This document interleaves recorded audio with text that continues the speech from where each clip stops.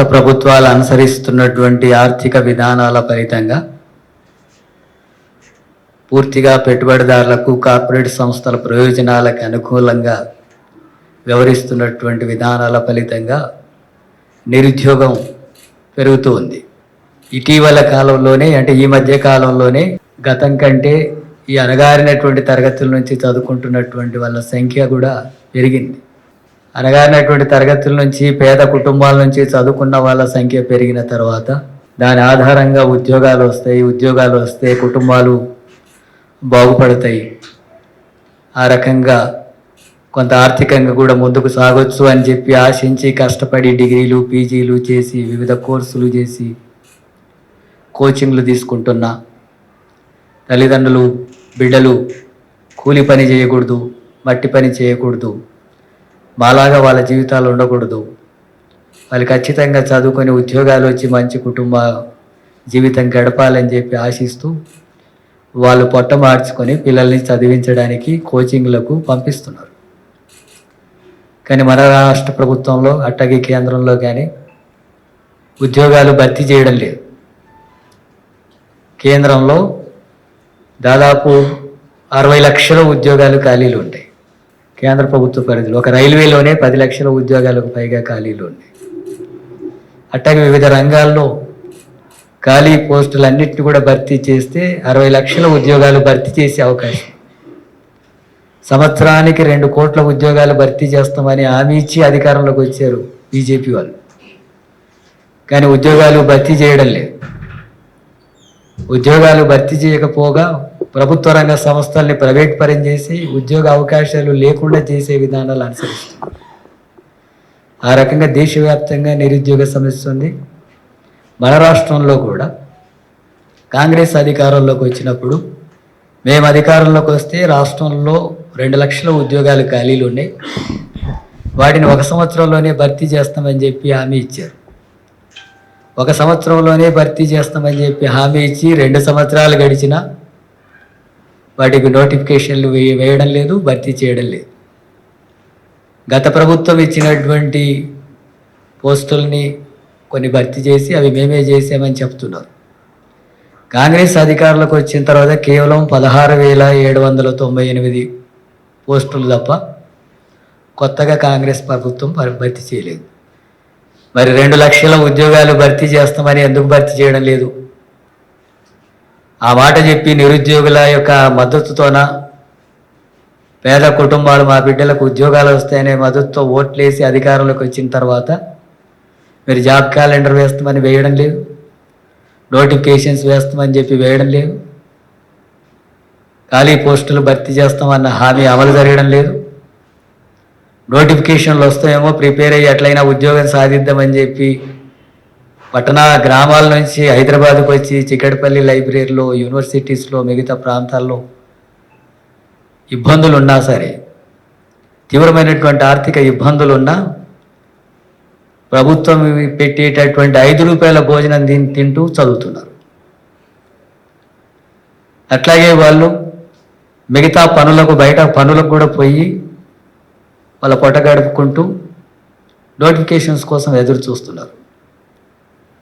మరి ఇంత తీవ్రమైనటువంటి సమస్య గురించి రాష్ట్ర ప్రభుత్వం స్పందించడం లేదు. మొన్న శాసనసభ సమావేశాలు జరిగితే దీని గురించి చర్చ లేదు. ముఖ్యమంత్రి మాట్లాడు, ప్రతిపక్షాలు కూడా దాని మీద పెద్దగా ఏమి చర్చ లేదు. ఈ రకమైనటువంటి వైఖరి అనుసరిస్తే ఈ ప్రభుత్వం ప్రజలకు అనుకూలమైనటువంటిది నిరుద్యోగుల సమస్యలు పరిష్కరించేటటువంటి విధానం ఎక్కడ కనబడుతుంది? అందుకని సిపిఎం పార్టీగా డిమాండ్ చేస్తున్నాం, నిరుద్యోగులు చేసేటటువంటి ఆందోళనకు పూర్తిగా మేము మద్దతు ఇస్తూనే ప్రభుత్వం వెంటనే ఖాళీ పోస్టులన్నింటినీ కూడా భర్తీ చేయాలని చెప్పి డిమాండ్ చేస్తున్నాం. శాంతాకుమారి కమిటీని ఒకటి ఏర్పాటు చేశారు మొత్తం ఖాళీలు ఎన్ని ఉన్నాయో చూడ్డానికి.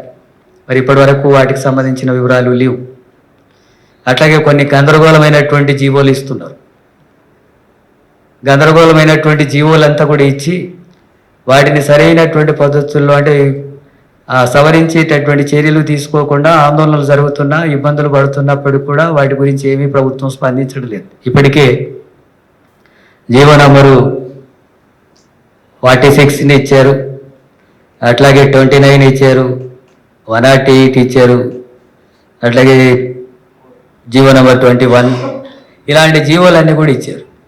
వీటన్నిటి మీద ఇబ్బందులు ఉన్నాయి, దీనివల్ల నష్టం జరుగుతుందని ఆందోళన చెప్తుంటే వీటిని సవరించేటటువంటి పని చేయడం లేదు. ఇప్పటికైనా చేయాలని చెప్పి మేము డిమాండ్ చేస్తున్నాం. అట్లాగే రాహుల్ గాంధీ వచ్చి స్వయంగా చిక్కడపల్లికి వచ్చి ప్రకటించిపోయాడు, మేము అధికారంలోకి వస్తే నిరుద్యోగులు సమస్యలు పరిష్కారం చేస్తామని. మరి రాహుల్ గాంధీ ఈ రాష్ట్రాన్ని దత్తత తీసుకున్నారు, సోనియా గాంధీ దత్తత తీసుకున్నారు, అందుకే ఇక్కడ అన్ని రంగాల అభివృద్ధి చేస్తున్నామని చెప్పి కేరళలో పోయి మాట్లాడొస్తున్నాం. మరి రాహుల్ గాంధీ ఇచ్చినటువంటి హామీ ఇక్కడ ఎందుకు అమలు జరగట్లేదు? రాహుల్ గాంధీ సోనియా గాంధీ దత్తత తీసుకున్న రాష్ట్రంలో రాహుల్ గాంధీ హామీ ఇచ్చినటువంటిది ఎందుకు అమలు జరగదు? అంటే ఇదంతా బోగస్ అనేటటువంటిది కనబడుతుంది కదా, బోగస్ ప్రచారం అనేటటువంటిది కనబడుతుంది. కాబట్టి ఇప్పటికైనా రాష్ట్ర ప్రభుత్వం ఈ ఖాళీ పోస్టులన్నింటినీ కూడా వెంటనే భర్తీ చేయడానికి పూనుకోవాలా, లేకపోతే రాష్ట్ర వ్యాప్తంగా నిరుద్యోగులు చేసేటటువంటి ఆందోళనకు, వాళ్ళు చేసేటటువంటి పోరాటాలకు సిపిఎం పార్టీ పూర్తిగా మద్దతు ఇస్తుంది. ఆ పోరాటంలో ప్రత్యక్షంగా కూడా పాల్గొనేటటువంటి కార్యక్రమాన్ని రూపొందిస్తాం. ప్రభుత్వం దిగి వచ్చేదాకా ఇచ్చిన హామీలు అమలు జరిగేంత వరకు మెడలు వంచైనా సరే ఈ నోటిఫికేషన్స్ జారీ చేసి ఉద్యోగాలు భర్తీ చేసేంత వరకు ఈ పోరాటాన్ని కొనసాగించే కార్యక్రమాన్ని తీసుకుంటాం.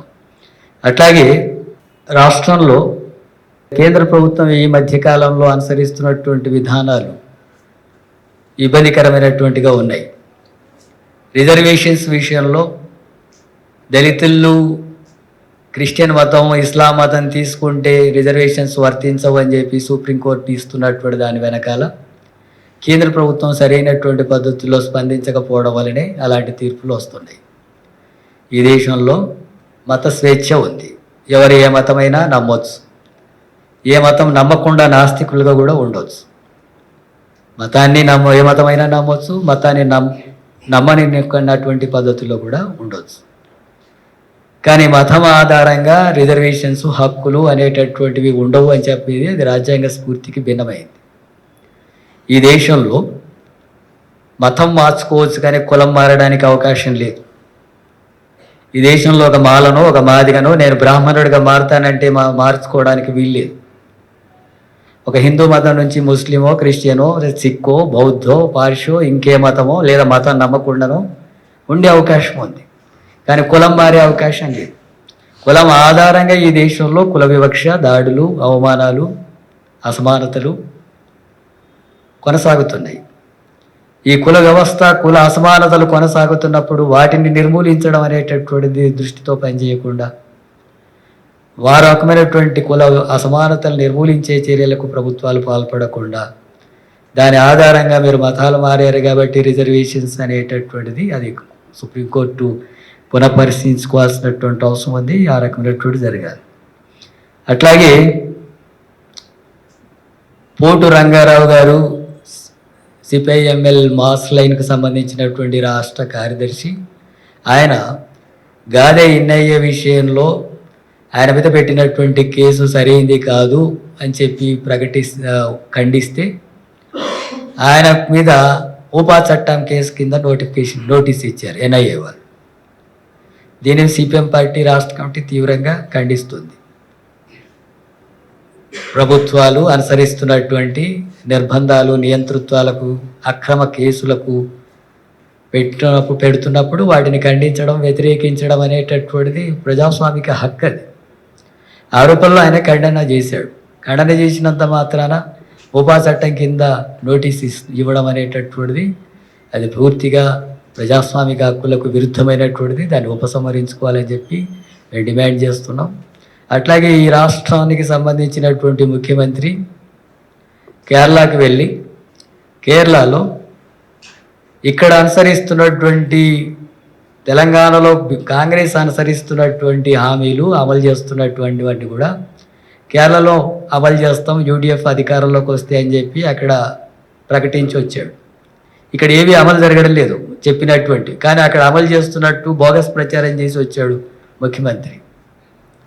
ఇక్కడ విద్య మొత్తం 100% ప్రైవేట్ రంగంలో ఉంది, వ్యాపారంగా ఉంది.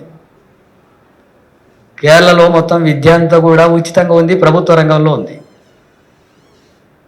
ఇక్కడ వైద్యం అంతా కూడా పూర్తిగా వ్యాపారంగానే ఉంది, అంతా కూడా మనం చూస్తూనే ఉన్నాం. కార్పొరేట్ హాస్పిటల్లోనే వైద్యం అనేటటువంటిది ఉన్నతమైనటువంటి విద్య, ప్రభుత్వ రంగంలో పెద్ద వైద్యం లేదు.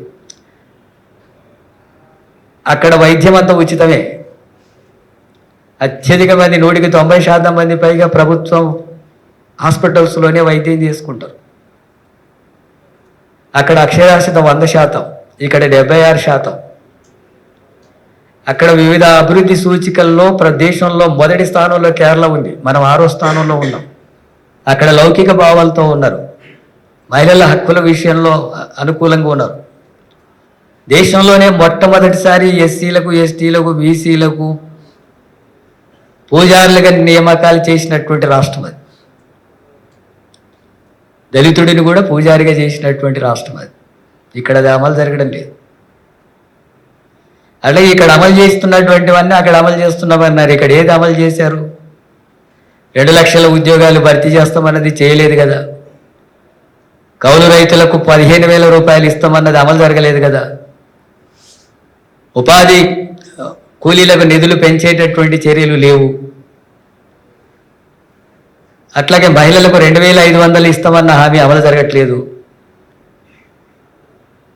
అలాగే తులం బంగారం ఇస్తామన్నటువంటిది అమలు జరగడం లేదు.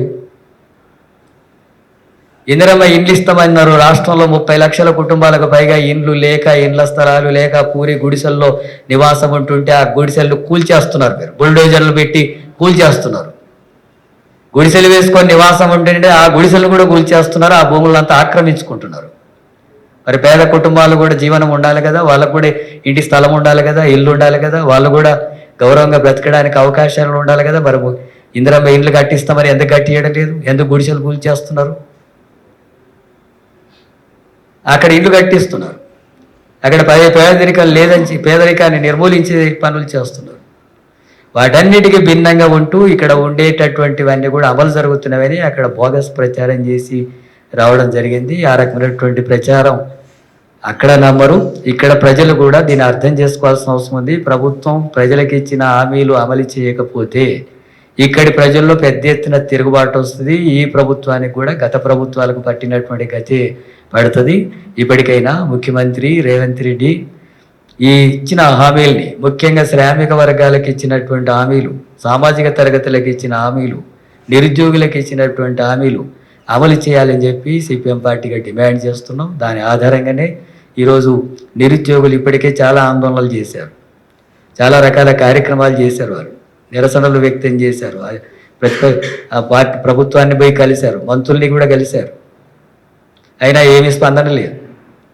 అట్లాగే ప్రతిపక్ష పార్టీల నుంచి కూడా కార్యక్రమాలు రూపొందించారు, అయినా ప్రభుత్వం స్పందించడం లేదు, నోటిఫికేషన్స్ వేయడం లేదు, జాబ్ క్యాలెండర్ ప్రకటించడం లేదు. ఈ నేపథ్యంలో నిరుద్యోగులంతా కూడా భవిష్యత్ కార్యాచరణ కోసం ఉద్యమ కార్యాచరణ రూపొందించుకోవడం అనేది చేయబోతున్నారు. ఈ నిరుద్యోగులు ఎలాంటి ఉద్యమ కార్యాచరణ రూపొందించినా ప్రభుత్వం వాటిని అమలు చేసేంత వరకు జరిగేటటువంటి పోరాటాలన్నిటికీ కూడా సిపిఎం పార్టీ రాష్ట్ర వ్యాప్తంగా అడుగున అండగా నిలబడతాం, ప్రభుత్వంతో పోరాటానికి ముందుంటామని చెప్పి తెలియజేస్తున్నాను. ఆ రకంగా ఇప్పటికైనా ప్రభుత్వం పరిష్కరించేందుకు స్పందించాలని చెప్పి ముఖ్యమంత్రి రేవంత్ రెడ్డి దీని మీద స్పందించి స్పష్టమైనటువంటి ప్రకటన చేయాలని చెప్పి రేపు రాష్ట్ర అవతరణ దినోత్సవం రాబోతుంది 2వ తారీఖున. రాష్ట్ర అవతరణ దినోత్సవం నాటికంతా కూడా ప్రభుత్వం ఖాళీల విషయాలు స్పష్టంగా ప్రకటించి నోటిఫికేషన్లు జారీ చేసేటట్టుగా ముఖ్యమంత్రిని డిమాండ్ చేస్తున్నాం. ఆ తర్వాత ఈ రాష్ట్రంలో నిరుద్యోగులు, యువకులు, కలిసి వచ్చే సంఘాలు, సంస్థలు, అట్లాగే వివిధ మద్దతు ఇచ్చే రాజకీయ పార్టీలతో ప్రభుత్వంతో పెద్ద ఎత్తున పోరాటం జరగబోతుంది. ఆ పోరాటానికి ముందుండి నడిపే దాంట్లో సిపిఎం పార్టీ ఉండబోతుంది. ఆ తర్వాత జరిగే పరిణామాలకు ఈ రాష్ట్ర ప్రభుత్వం బాధ్యత వహించాల్సి ఉంటుందని చెప్పి హెచ్చరిస్తూ ముగిస్తున్నాను.